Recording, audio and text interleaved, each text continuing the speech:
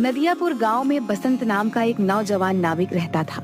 नदियापुर गांव की सीमा में आने जाने के लिए लोगों को नाव का ही सहारा लेना पड़ता था। बसंत एक सीधा साधा नाविक था। उसके परिवार में उसकी पत्नी और एक बूढ़ी माँ थी। बसंत बेहद गरीब था। बसंत के ऊपर नदियापुर गांव के लगभग सभी लोगों का कर्जा चढ़ा हुआ था। आज बसंत अपनी नाव के पास पहुंचा ही था कि तभी गांव का सेठ धनीराम कुछ लोगों के साथ उसके पास आ धमका। बस बहुत हो गया, अब मामला बर्दाश्त से बाहर होता जा रहा है, समझ गया?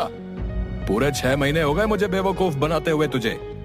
आज मैं अपने पैसे ले जाकर ही रहूंगा, समझा? मुझे कुछ दिनों की मोहलत और दे दो सेठ जी। आप तो जानते ही हो कि इस वक्त धंधा कितना मंदा चल रहा है। अबे तेरा धंधा कोई मंदा नहीं चल रहा। सच तो ये है कि तू मेरे पैसे देना ही नहीं चाहता।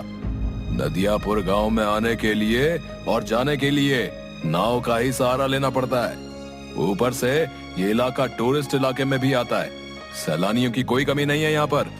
तेरा धंधा मंदा कैसे बढ़ सकता है बे? सेठ जी, सारे गांव वाले जानते हैं कि मेरी किस्मत कितनी फूटी हुई है।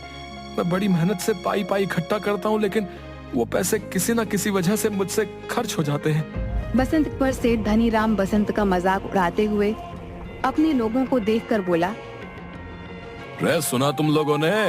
ये बड़ी मेहनत से पाई पाई जोड़कर रकम इकट्ठा करता है और इसे खुद नहीं पता कि इसके पैसे कहाँ खर्च हो जाते हैं बे?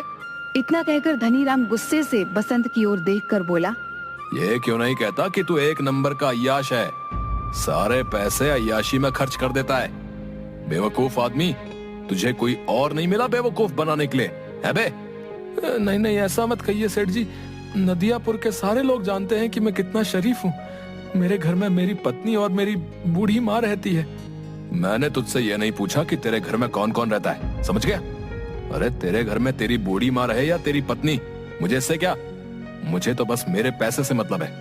और रहा सवाल तेरे शरीफ होने का, अरे तूने तो सारे गांव से कर्जा ले रखा है और जहां तक मुझे जानकारी है तूने किसी के पैसे नहीं चुकाए।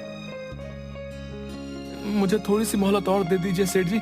मैं वादा करता हूँ कि मैं आपकी एक एक पाई चुका दूंगा। ठीक है, लेकिन इस बार मैं तुझे 10 दिन से ज्यादा की मोहलत नहीं दे सकता। 10 दिन के अंदर अंदर अगर मुझे मेरे पैसे नहीं मिले ना, तो मैं तेरा मकान तुझसे छीन कर तुझे धक्के देकर तेरे मकान से बाहर निकाल दूंगा। समझ में आ गई? इतना कहकर धनीराम वहाँ से चला गया और बसंत अपना मुंह लटकाते हुए अपने काम पर लग गया। शाम को थका हारा बसंत जैसे ही अपने घर पर पहुँचा, उसकी पत्नी बोली, आ गए सेठ जी घर पर। आपके पीछे बहुत सारे मेहमान आपको पूछते हुए आए थे।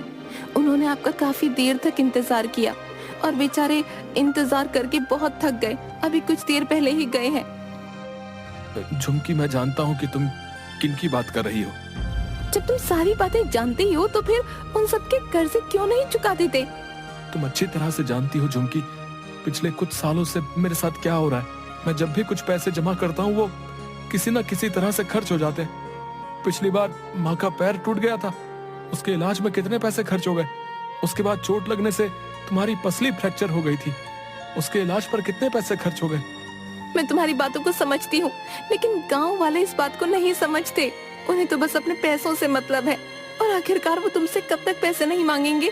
गांव का मुखिया धमकी देकर गया है, अगर तुमने गांव वालों के पैसे नहीं दिए तो वो तुम्हारी नाव छीन लेगा। और सेठ धनीराम मुझे धमकी देकर गया है कि अगर 10 दिन के अंदर मैंने उसके पैसे नहीं दिए तो वो मुझसे मेरा मकान छीन लेगा। मेरी समझ में नहीं आता कि अब मैं क्या करूं। मेरी समझ में नहीं आता, गांव में जितने भी नाविक हैं उन सब की ऐश की चांदी कर रही है।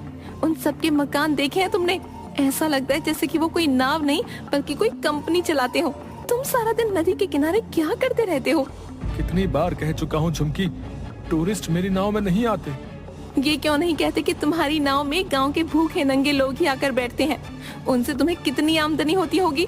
तुम अपनी नाव में नदियापुर घूमने आए सैलानियों को क्यों नहीं बिठाते?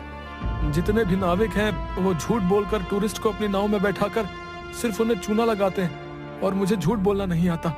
नहीं चाहिए मुझे हराम की कमाई। अरे सच्चाई के देवता, ये धंधा है। ये क्यों नहीं कहते कि तुम्हें धंधा करना ही नहीं आता? जिसे तुम धंधा कह रही हो मैं उसे अच्छा नहीं समझता। मेरी तो किस्मत ही फूटी हुई है कि मुझे तुम्हारे जैसा पति, बेवकूफ पति मिला। अगर ऐसे ही हाल रहा ना तो वो दिन दूर नहीं कि जिस दिन तुम्हारी नाव भी तुमसे छीन ली जाएगी। उसके बाद मुझे और मांझी को इस घर से धक्के देकर बाहर निकाल दिया जाएगा। उसके बाद अपने सच्चाई के प्रवचन बाहर बैठकर देते रहना। इतना कहकर झुमकी गुस्से से वहां से चली गई।